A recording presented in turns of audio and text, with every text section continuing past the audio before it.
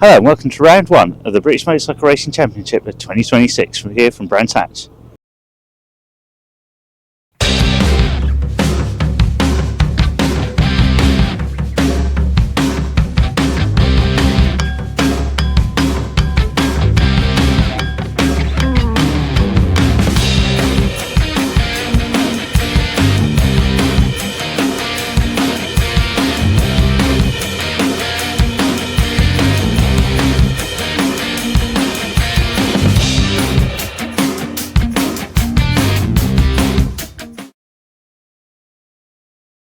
Brands Hatch is celebrating its 100th year of motorsport with the oldest club in the world, BEMSI, who's celebrating its 117th year of racing.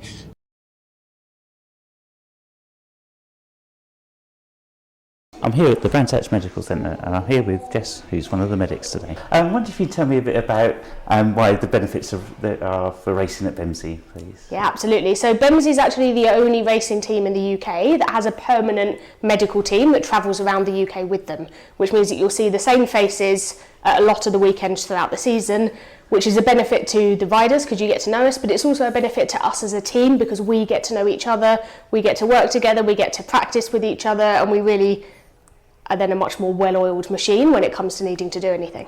And can you tell me a bit about the makeup of the team you have here today? Yeah, so you've pretty much got a full hospital team with you within about 60 seconds. So we've got a real mixture of all the acute specialties, which means we've got doctors who work in the emergency department, we've got anaesthetists, we've got people who work in intensive care, we've got doctors who work on HEMS, so the air ambulances, we've actually got a paediatrician in our team as well. Sometimes we have surgeons and orthopaedics with us.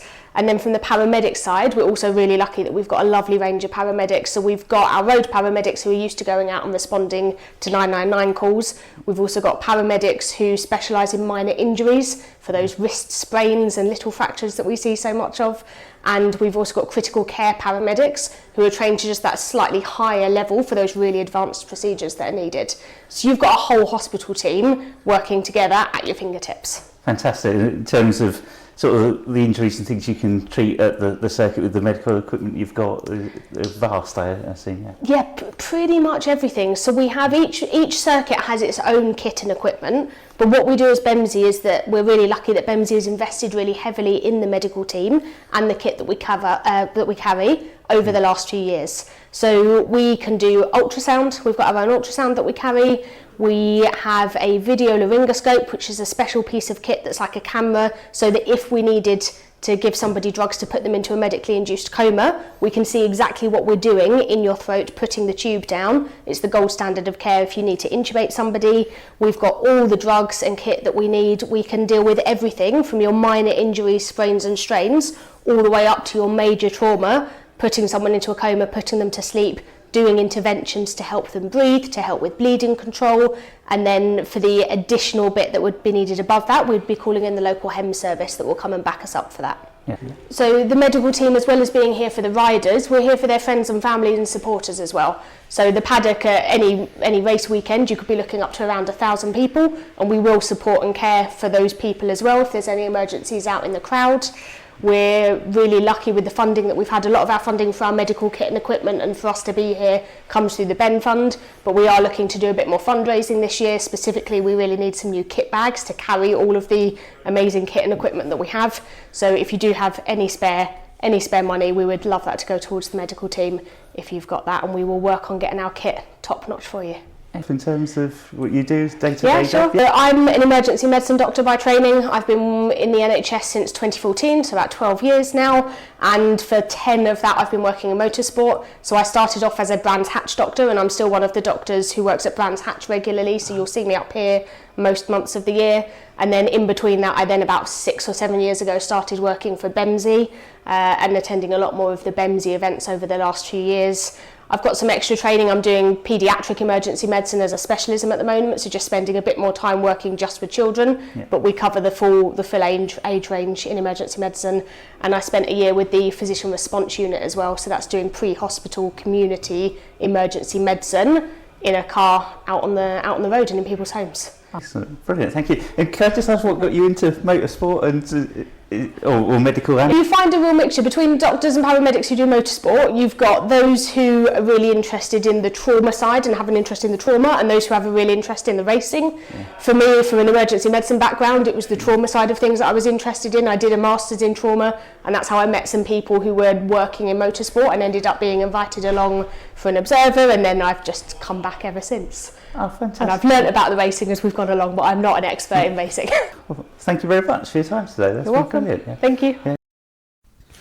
For anyone wanting to spectate at Brands, it has absolutely fantastic views all around the circuit. There's so many places you can choose to watch the action. Here at the top of the South Bank, you can see from the start line all the way down Paddock Hill, up round Druids, dropping back down to the Graham Hill Bend and along the Cooper Straight. Brilliant place. You can sit in your car here or even get out and stand on the banks. You also walk up to the Druids corner where you can see them coming up from Paddock Hill, going around the tight hairpin and going back down towards Graham Hill Bend.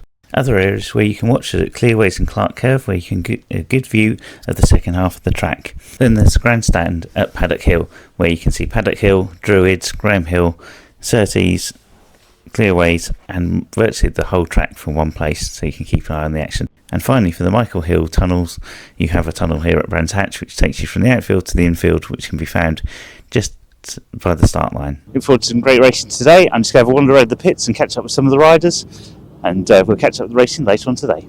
I'm here with Max Hardy, from the reigning Powerbike champion from 2025 at Brands Hatch. Congratulations on last year's trophy and win. You're out on the 400 this morning. How was that? Yeah, it's a bit of a mix-up compared to a 220 brake Fireblade. But we had a problem in qualifying, blowing up the engine sadly. So yeah, that's a bit frustrating. But at least Bemsy managed to get us out on the 400. So yeah, it was a good fun. Race 1 is starting from the back of the grid, so it should be a lot of fun. Yeah. Yeah, I hope the conditions stay like this for this afternoon to be a good race. Yeah, that's it. Yeah. At least it's sunny and dry. So yeah. So with the Powerbike, what are your plans for the season? Happily to say that we're doing wildcards and Superstock with MP Racing. So we run out their garage. So yeah, it'll be a good year. Yeah. Yeah, it'll be good experience in the British Super Stock Championship. You know all the tracks and everything. Yeah. So, obviously it takes a lot of money and sponsors there. Any sponsors you'd like to thank too? Yeah, I want to massive thank you to Helmet City. That's one of my main ones for supplying all my gear. And yeah, honestly, they're a lifesaver to be honest. I mean, this weekend I didn't have a helmet, boots, nothing, and they've came up tonight. So yeah, massive thank you to them. Silicoline, a few personal sponsors as well.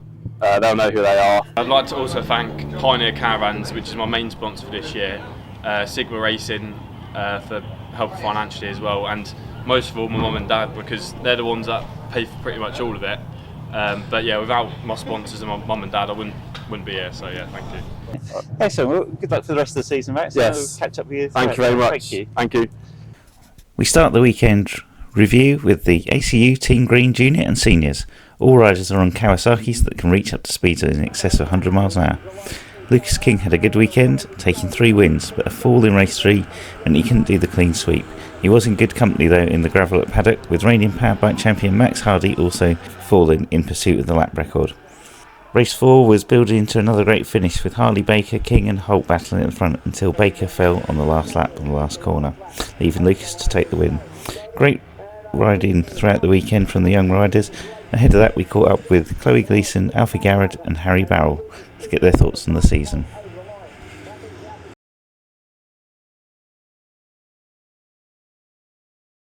Hi, I'm here with Chloe Gleeson, who's competing in the Team Green Cup. Chloe, what are your plans for this season? Yeah, my plans for the season is pretty much do the same thing. Hopefully get quite high up in the championship, that'd be really good. And then we'll hopefully do some drop-in rounds at BSB too. We also do compete in Free Tech. So that's the endurance races on the Suzuki 125. So a bit slower than this bike, but yeah. Excellent. And you obviously learnt the tracks last year from competing in here, so you've got that experience to take on this year and move up that championship. Yeah. My plans for last year was to get used to the tracks and everything, and now I pretty much know the way the track goes and everything, so this time it's just going for it. Excellent. And obviously getting here it costs a lot of money. Any sponsors you'd like to thank? Yeah, I'd like to thank Sussex Southern Motorcycle Transport, because they've helped me brought the bike here and everything. Drive Life for getting me here, They helped me out with the round entries and for the season, so thank you very much for getting me here because I couldn't have done it without Drive Life. I would also like to thank ATP to take care of the bike, and it's really helped us out as well. I'm here with Alfie Garrett, who's also competing in the Team Green Cup. Alfie, obviously we saw you last season, that fantastic race at Donington Park in the wet. That was brilliant. What are your thoughts on that? Well, it was very unexpected. Last year I definitely had a better feeling in the wet than in the dry, but a lot of bad things happened on the first lap. I went off track down the bottom of Cranos. Later in the race I had 2 false neutrals. So it was pretty hectic, but I kept it together and I salvaged a good result. Yeah. And your plans for the season, obviously in the Team Green Cup again, so so for this season? I'm returning to the Team Green Junior Cup.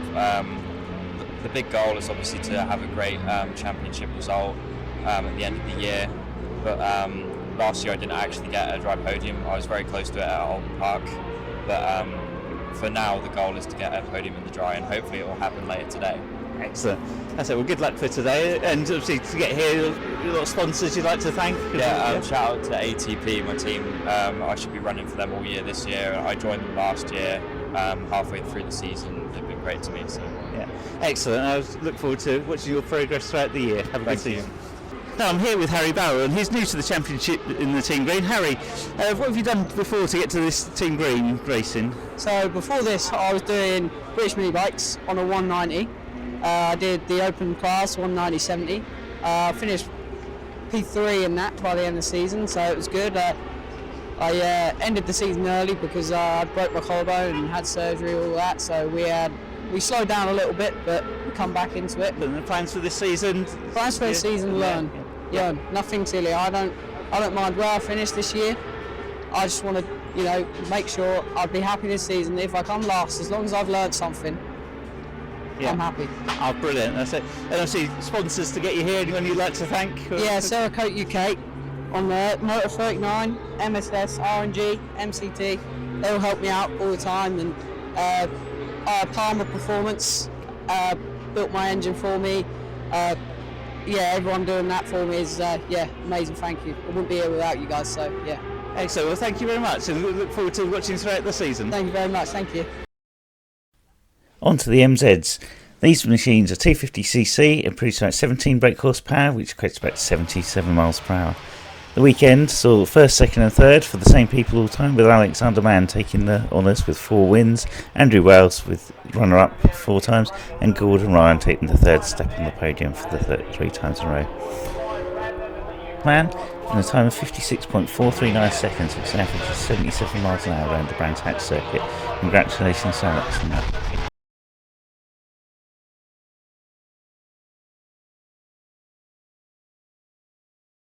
On to the mini twins, and before the racing started, we caught up with Steve Costin. Yeah, done a couple of laps on the test day. It wasn't great. We had a few issues with the bike, unfortunately. So the first sort of ride I've had so far was yesterday on the test day. Felt all right. Didn't feel too bad. A bit more confidence coming in, and hoping to go all right. Just qualified 4th this morning.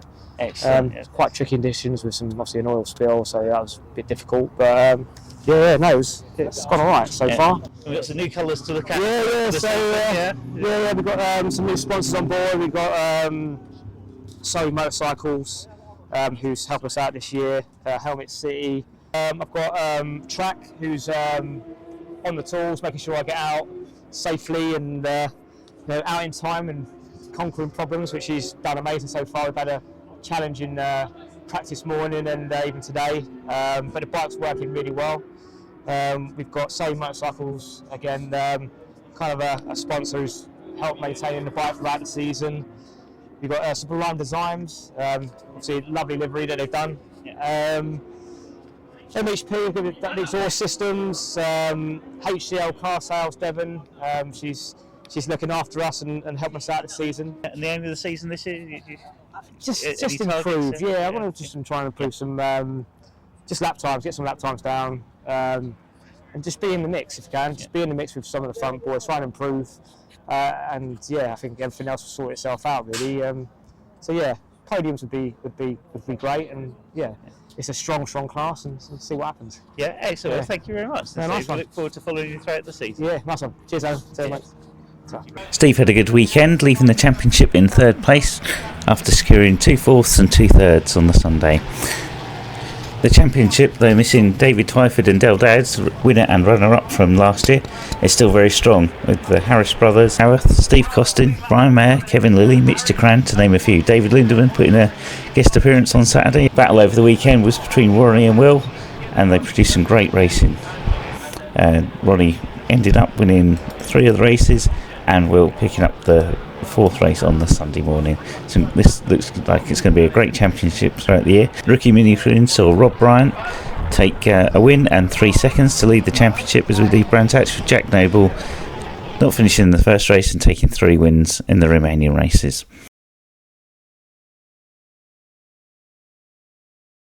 The Yamaha Passmasters saw Kevin Woolley take all 4 wins, with David Ball and Luke McRae leave the championship after Brands tied on second on 72 points. A great ride by Paul Neal and the clubman, who finished 4th and 2 and then a 5th and a 6th.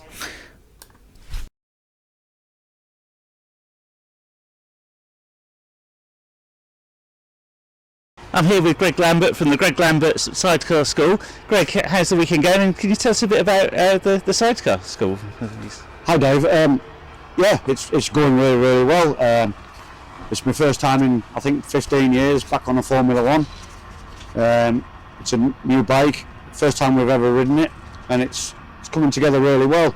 I've brought along, the idea is to bring along 2 new passengers into Formula One at the Bemsey Club, and we've got Robin King, who was a novice last year with me on the Formula 2. We won the championship. He's never been on an F1, so he's a novice on this F1 as well. And we've also got a team from France, Simon Jacques. He's a complete novice, and he's building up slowly with the Formula 1 at Bemsey as well, to do the championship for the year. So yeah, things are going quite well, so I'm very pleased. It's just coming back to life.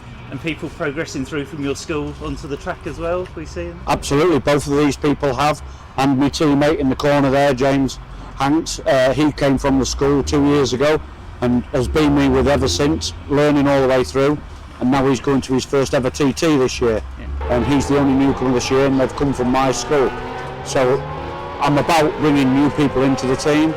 And then we've brought another team next door to us, Dean, Perry and Kira. They're coming in this year for their first ever year. They've just had a full day yesterday practicing and qualifying this morning, and they've done all that and they're over the moon. So the school can't be a bad thing, you know. It's working really well, and 30 odd people in the last 12 months are actually competing in sidecar racing from my school. So from my point of view, I'm helping the sport best I can, and it's working. Can you just remind us where your school's based and how people can sort of book onto it if they want? Yeah, it's up in North Yorkshire there, up at Teesside at Middlesbrough. I'm only half an hour away from the circuit, which makes it viable for me to do it. And all I have to do is follow Greg Lambert Racing, and all the dates are available on there, my contact number's on there, and they just get in touch through the WhatsApp group, and then we go from there and they book in and pick their date that they're free to do. It runs on a Monday and a Tuesday only, and it's a great day. It's a full day, it's a learning day. It's not a racing day, it's a learning day for drivers or passengers. So you can learn to drive a sidecar, or if you're thinking about getting into sport and you're not sure, that's the perfect opportunity to come and actually get the feel of it, because once you do it, as soon as you've done it, you'll just want to do it. Yeah. It was the same with James. As soon as he did it first time out, that's it, I want to do it. And then it lets you know before you spend a lot of money to get a sidecar, you know. Just the difference between the F1 and the F2, what are the main differences? Yeah, there's lots of difference. I mean, these are like a Formula 1 car with a wheel machine. All the geometry and everything, setting them up is critical, you know. Yeah. And this has been put together absolutely perfect. It's fantastic. The Formula 2s, it's all about setup on all your bikes. It's about dedication and preparation. Yeah. And if you can get that right and get the right guidance off people, then you're on a good path to start with, you know. Yeah. This is just a completely bog standard engine in here, and hopefully that'll last all year so we can get back to it, because I haven't been in Formula 1 for about 15 years, so I've got to get myself back into it as well. Thank you very much for your time today. Very welcome, thanks very much. Thank you. And on to the racing. We had a full grid of sidecars, including some British Championship contenders out for some practice. Over the weekend, there's a few incidents in the sidecars, including this one for Simon Gilbert. Both okay, but it took a while to get the machine out of the gravel. The F1s saw Wakely and Hughes take the lead in the first round of the championship ahead of Lambert and Jackson King, and Hegarty in third with Napton. The F2s provided some entertainment with some close racing throughout, and with Saunders and Cop-Up picking up 4 wins, followed by Lockie and Rostrom with 4 seconds.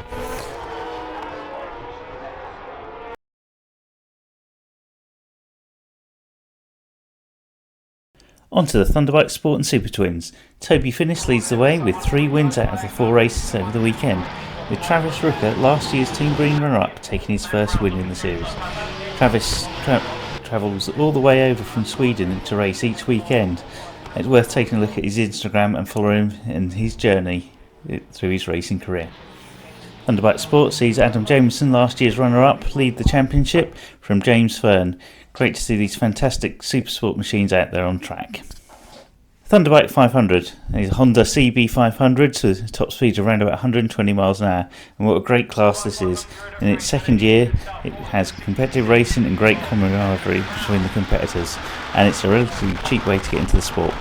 We've got Max Maud and Sean O'Hara, the rider reps, and they offer so much support to all the riders in this class. If you want to find out a bit more about riding in the class, check out the Everyday Racer podcast, and that'll keep you up to date with everything CB500 related.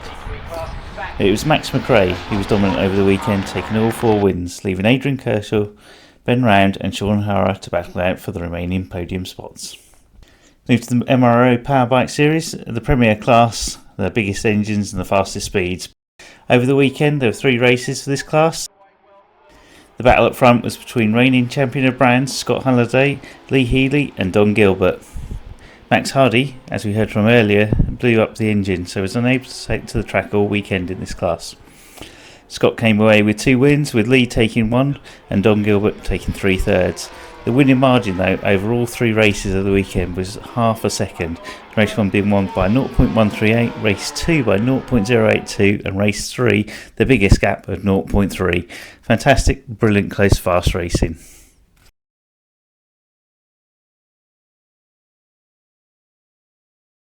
I'm here with Sam Hurst, who's in the MRO 600 class. Sam, talk to us about the off-season for you and getting ready for the first race. I mean, this off-season has been a little bit long, but after the offs at Donington Park in the last round, I decided to get into the gym straight away, and there was work to be done.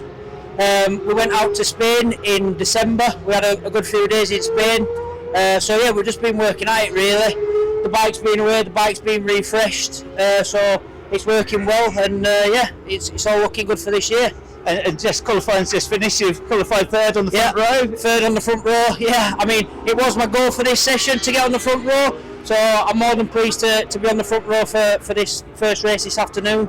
Yeah, hopefully it should be a good one. Yeah, and conditions, although sun's out, it's cold out there. It's slightly nippy out there and a little bit windy on crosswinds coming around clearways, but yeah, other than that, it's perfect. But it aims for the season this year? By September, I want to be in the fight for the championship. If we're there, we've got a chance. Excellent. Well, good luck for the rest of the season, and we'll catch up very much throughout the season. Cheers, mate. The MRO 600s also have 3 races, with 1 long race on the Saturday and 2 normal lengths on the Sunday.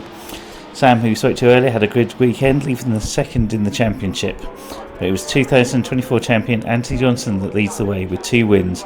He was pushed very hard all weekend by the 2026 champion Henry Ross. I'll let you watch these clips of them racing hard together.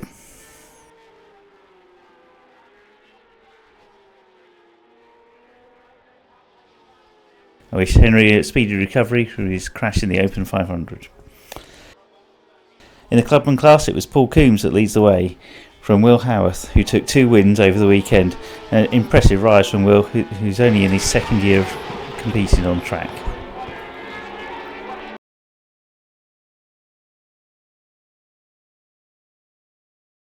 Open 500 is a new class for 2026. You can ride anything as long as the engine size is no greater than 500. Caught up with Luca Wilkinson, who was the 2025 Formula 400 champion. Obviously we've got the 4R all up and running with the new solar electronics, so we're planning to take that to BSB and do the season in the new junior sport bike category. Hopefully end the season with a couple top fives and potentially some podiums if I can get my up to pace quick enough with all the new BSB lot. You're here with Bemsey today, a lot of sponsors that help get you here. Do you want to thank any of those? Yeah, I just want to give a massive thank you to all my sponsors and my Club 76 for all the help, and just everyone that's sponsored. Just thank you for all the help. Could not be without all of you, so thank you to everyone.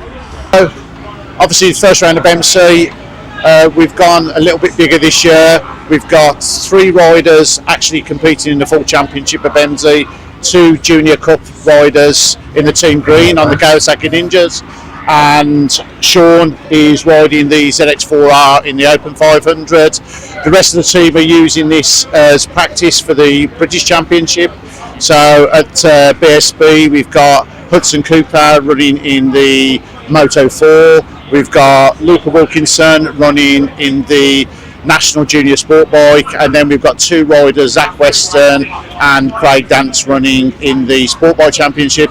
So we've got a very busy year. But we'll start with the 4 strokes, and taking the lead away from Brands Hatch is Jake Donkinsley, that leads from Sean Crone, and throughout the weekend they had a great scrap on track.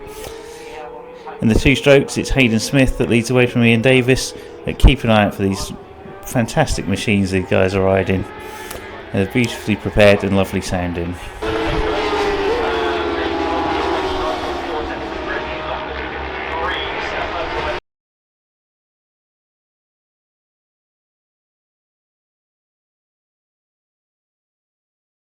Rookie 600s had a great weekend with 14 new riders out on track, and it was Fraser Lysachenko that leads with 3 wins from David Waters and Andrew Morris in 3rd place as we head on to the next round.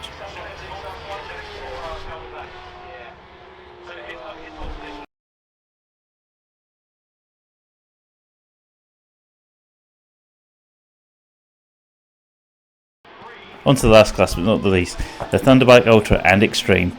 Some really good racing from this class over the weekend in the dry, and they're the only class to have a wet race all weekend as the rain held off till the last race of the day on Sunday. And here we can see how wet it was, and what a ride from Clinton Wood. Clinton started racing in the 90s and used all his experience to lap the Brands Hatch track in a sub 58 seconds in these conditions, with no traction control or other rider devices on these bikes, and he lapped the whole field by the top 3. Clinton leaves Brands leading the championship from last year's champion Tyler Donovan, who had a great little battle with Ramon Hunt in this one. In the Extreme it's Don Gilbert that leads the championship from last year's champion Tony Russo. The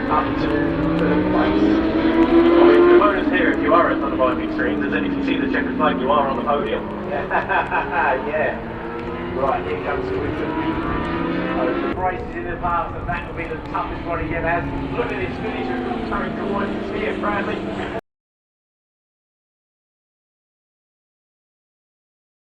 Thank you for watching. The next round is at Alton Park in Cheshire on the 3rd and 4th of April. We look forward to seeing you there.